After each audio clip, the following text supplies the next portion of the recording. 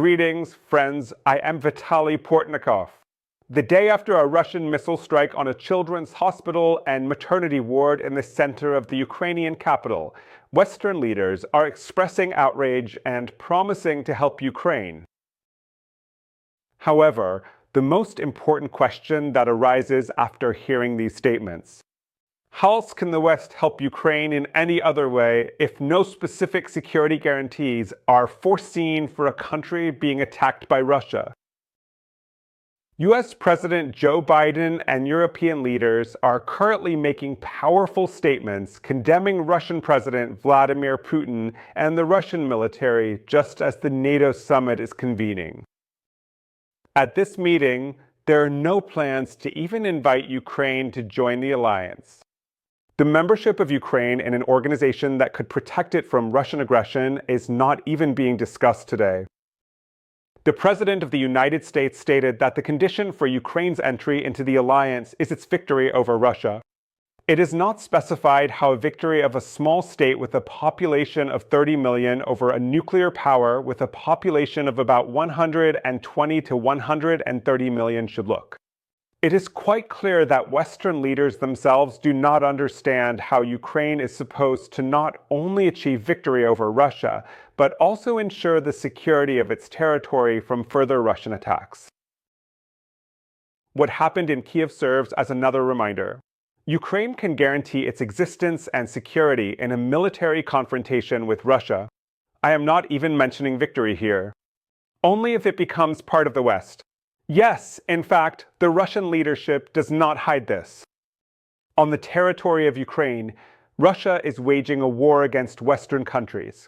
It is trying to prove to the West that the United States and European countries should not interfere in Russia's sphere of influence. And Ukraine, like other former Soviet republics, is considered by Moscow to be within this sphere of influence. Therefore, the Russian leadership sees nothing unusual in strikes on civilian targets.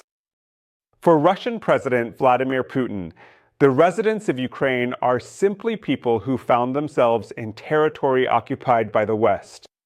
And he has absolutely every right to strike any and all targets in this territory, as it is undoubtedly a target that falls under some historical and moral responsibility of Russia. And as is well known, for the Russian leadership, destroying their own citizens is also part of a long-standing historical tradition. The West can indeed express outrage over the Russian strike on the children's hospital for quite a long time. We have already encountered such brutality during the years of this war. I have no doubt that if the situation continues to develop in the same direction, we will face it again and again, and we will hear new condemnatory statements from the leaders of Western countries. At the same time, it is clear that the habit of mass murder is beginning to develop even in the West. In the first hours after the news of the Russian strike on the Ukrainian children's hospital broke, leading Western media did not perceive what had happened as the main news. The parliamentary elections in France and the presidential campaign in the United States remained the main news for the West. And the news about the deaths of people, including children, and the destruction of the children's hospital was perceived as secondary news by most leading media and therefore by their audience. Only the next day did the West begin to realize the full tragedy of what had happened, as well as its own inability to truly influence Russia and its president. This is exactly what Vladimir Putin is counting on as he continues his course for a prolonged war with Ukraine. This protracted war of attrition, from the perspective of the Russian president, should become a habit. Ukrainians must get used to missile strikes on civilian targets and to the fact that their everyday life has essentially been destroyed by the Russian attack in February 2022. Those who do not want to live in this atmosphere of hopelessness should leave the country's territory and make room for the citizens of Russia itself. Perhaps it is them Vladimir Putin would like to relocate to the territory he clears of Ukrainians. The West must get used to the fact that Ukraine is a zone of constant disaster. Today, a strike on civilian infrastructure, no water and electricity. Tomorrow, a strike on a children's hospital.